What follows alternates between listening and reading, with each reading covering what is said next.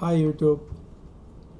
এখন আমি আপনাদের সাথে শেয়ার করব হয়তোবা কোনো কারণবশত আমাদের মজিলা ফায়ারফক্স ব্রাউজারটি ডিফল্ট বা যে কোনো কারণে হয়তোবা ড্যামেজ হয়ে যায়, অথবা আমরা চাচ্ছি যে ব্রাউজারটিকে রিসেট দিতে।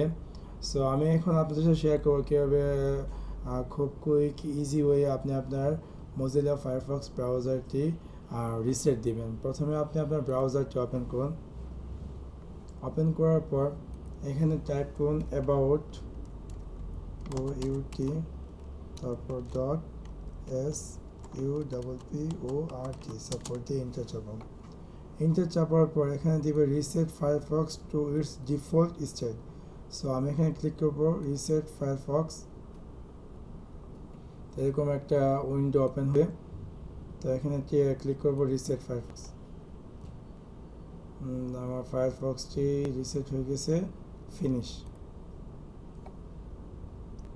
আর আমার ফায়ারফক্সের যে ওল্ড ডাটাগুলো এটি অটোমেটিক এখানে একটা ফোল্ডার তৈরি হয়ে যাচ্ছে। লোড করি।